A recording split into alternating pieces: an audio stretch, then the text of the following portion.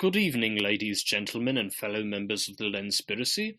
This is Saul Goodman from the Kiwi Farms, and I'm very pleased to present part 2 of our ongoing series, Dramatic Readings of Prose, written by lol cow pedos. Tonight's installment is The Story of Union Canal Captain John C. Werner and His Crew by Leonard F. Jr. Captain Werner is the captain of the barge Union Canal number 231. He has worked in barge work for 35 years, starting with the Pennsylvania Canal out of Lewiston, PA. He then moved to Burnville, PA, and started his life with the Union Canal. Captain Werner met his wife Mary Conrad at the North Kill Hotel. She was a kitchen helper. At age 23, she married John at age 34. They now have been married for a total of 10 years.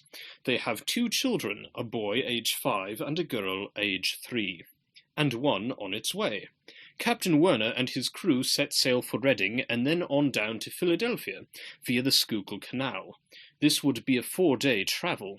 Captain Werner shoved off at Burn Wharf number 10 at 5 a.m. His bowman, James W. O'Kelly, age 23, and mule drive Willie Thomas, age 15, and a team of 3 mules. They were hauling 28 tons of grain, corn, for Philadelphia to be shipped over to England. Captain Werner was at the tiller and Bowman O'Kelly was watching the 80-foot tow line to make sure it was nice and tight, not to slack any, for they would jerk the team, and that wasn't good for them, because it could pull them off course. Driver Thomas was riding the shaft mule, and Captain Werner yelled at him to get off that mule. "You're being paid to lead the team, not to hitch a ride." Captain Werner is a fair man, but he does have a temper at times. Now Bowman O'Kelly was yelling at Willie to slow up the team, that they were going too fast. We are suppose to go 4 miles per hour, not 6. If a lockkeeper catches us, we'll get a fine. And we are getting close to lock number 37, and keeper is Matthias Stout, a mean cuss.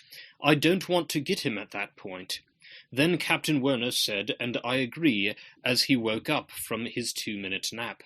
Then, later in the story, I add a true event, with their names added.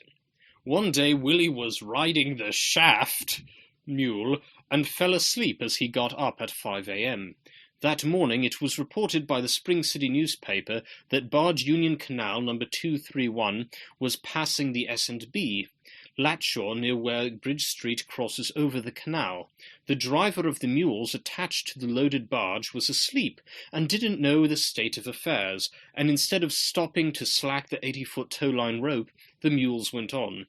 The empty barge caught the rope of the other barge and threw the mules, and the sleeping driver and all into the canal. Willie woke up in a hurry as he received his novel bath.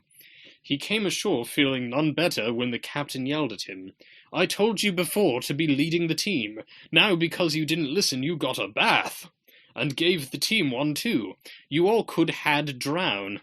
If the fact the canal wasn't at its lowest stage of water, being it's getting close to closing for the winter, now maybe you'll listen to me the next time." Willie replied, "Yes, sir." "All righty then," as he stood there dripping wet. A little excitement/drama. As we were reaching Flat Rock Dam number 31, Willie yelled, "Woo!" and the mules came to a screeching halt. The captain yelled, "What's wrong, Willie? Why did we stop?" Willie answered back, "Because the towpath is washed out up ahead." At that, the captain and James the bowman walked up to see for themselves. The captain said, "Now what are we going to do?" James said, "I guess it washed out from last night's rains." Willie said, "The distance isn't a great. Maybe if we use the gangplank we could get the team across the gap." The captain said, "We are not going to get to the port of Philadelphia standing here."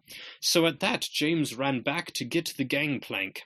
He let it down across the washed-out area and made sure it would hold in place.